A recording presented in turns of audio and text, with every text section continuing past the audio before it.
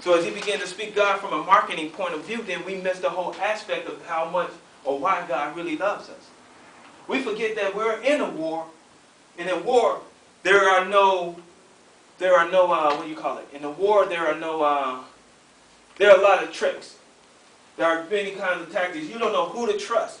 You don't know who's trying to be your friend or who's trying to kill you.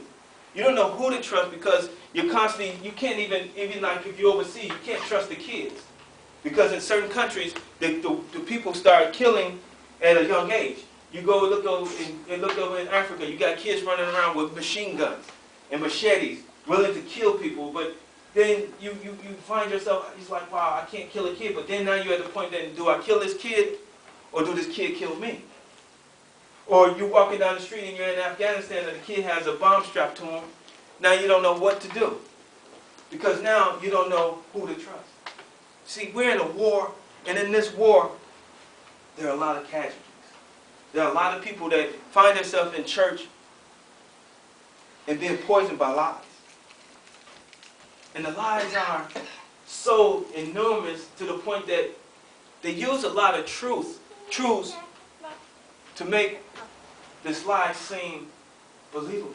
Because you got to remember, you have to have a little bit of the truth to make the lie believable. If you buy a car and they say, this car is good, it only got a certain amount of miles. That's true, because you can see that it has a certain amount of miles. But they didn't tell you that they went in there and doctored it and flipped the miles. They said, well, we got a new this, we got a new that in there. Yeah, they got a new this and new that, but they didn't tell you about the stuff they poured in the tank to get it to the point that it would last a good 2 or 3 months, and that after the warranty's over, and then the car is gone. You see, we fail to realize that we're in a war, and in this war, the devil got many imps and many agents going out recruiting, saying, you know what, you shouldn't be on that side. You should come over here because in reality, this is what's really going on. You know, it's an unjust cause, and this, and this, and this. But you come on this side and you fight for us, and this is the benefits from it. But now you have people, when they come back home from the war, they have that post-traumatic stress. They have shell shock. Shell shock is Shell shock is a combat stress caused on by being tired, slow to reacting time, disconnected from one's surrounding. Then you have the post-traumatic stress, which is when they go to sleep, they have flashbacks. A lot of people that go to prison have post-traumatic stress as well. A lot of people who see someone die in front of them or someone that's been raped or had a traumatic experience in their life suffer from post-traumatic stress. And many of us struggle from post-traumatic stress in the spiritual realm, but we don't know what that is. Because no one's telling us how to pray and fast anymore. No one's telling us how to say no to sin anymore. No one's telling us how to fight against this sin. But yet every time you flip in the Bible, it talks about holiness and righteousness. But they don't speak holiness and righteousness. So it makes us wonder if the Bible's contradicting itself, because it's all about whatever it takes to get the people to fill the seats. The question is, we're in a war. And in this war, a lot of people are dying. Innocent people are dying. Many people go to church, and can you imagine spending your life in a living hell and turn around and go to hell? Hell is, imagine, you die today. And your thing is, you say, well, I know I'm going to heaven. Why? Oh, because I do this, I do that, I'm do that. But God said, there's going to be a time when many people are going to say, I did this in your name. I did that in your name. And he's going to say, get away from me, I never knew you. Well, what is he saying when he said that? Is he being harsh? Is he being... No, he's saying that, look, Jesus said that there's only one way to God, and that's through him. But you have a lot of preachers saying that there's more than one way. The word states that it says, by grace ye are saved, not by... Through faith ye are saved. How did they go again? By grace are you saved, by through faith, not of works. Says any man should boast. So it's saying that it's not by your own deeds that you get into heaven. It's by your repentance. It's by your living righteous. It's about once you give your life to God, living righteously. Understanding that this is the key to your weaponry. That this shows you how to battle against demonic beings, because the battle is in your mind. Now, I'm not saying that the battle is mental or the battle is all in your head. You know how people say, oh, it's in your head, it don't exist. No, it exists. But the thing is, it's like, imagine your mind being the battlefield and you have no weapons. So if you have no weapons, you're literally going to lose your mind because the enemy is going to take over your mind. And when he takes over your mind, then you'll be wondering, God, I did this, I did that, or I did this, and it don't work. I tried praying, I tried fasting, but it didn't work. The question is, what have you been praying?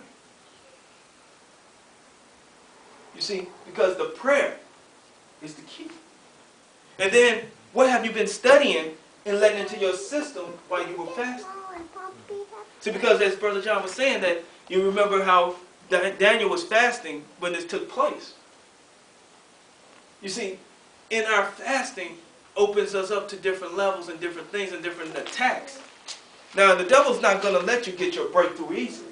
He's not going to allow you to get your health easily. He's not going to allow you to get your house back easily. He's not going to allow these different things to happen in your life without a fight. So then we must stay in the point where we have our whole attention to God and our attention to this fast.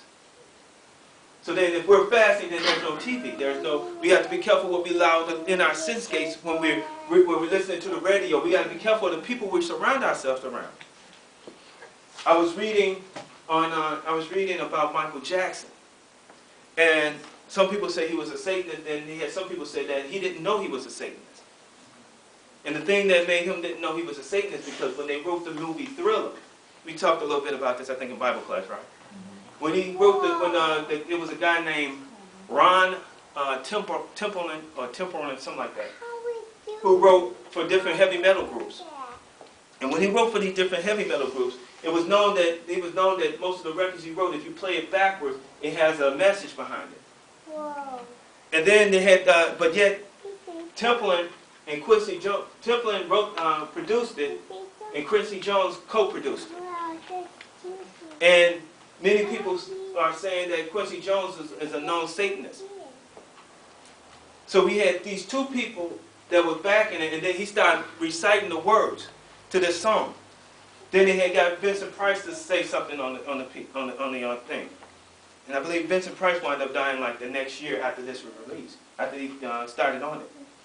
But he was an old person though. But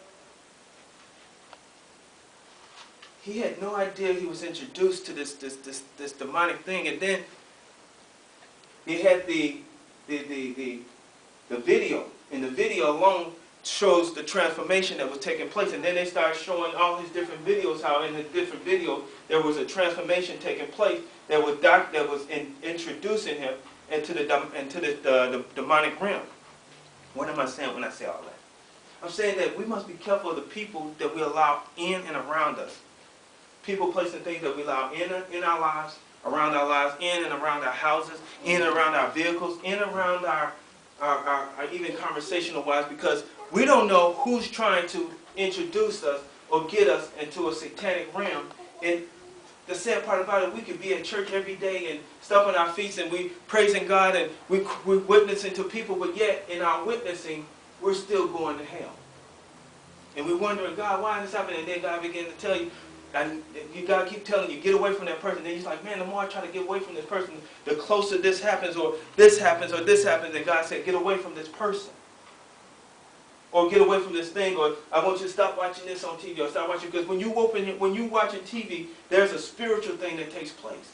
See, people didn't pay a close attention to that movie where the little girl said, they're here, and she was tapping on the TV, and next thing you know, she was in the TV, or the demonic spirits came out the TV. And then they had another movie that if you watch, they showed you if you watch the movie, and then they started even making different, what do you call those? The comedy movie versions of it. Where you watch this movie, and if you watch the movie, everybody who watched the movie wound up dead. Because the spirit that's on that movie will come out the TV and come and get you. And what happened is that person is a shift shaper because they began to move and do all kinds of demonic things with their bodies, and they go and attack the person. You see, we have to be careful even of the material we read. Yeah, they say they're Christian, but actually in reality you have a lot of New Agers beliefs who call it, that's being sold in Christian bookstores,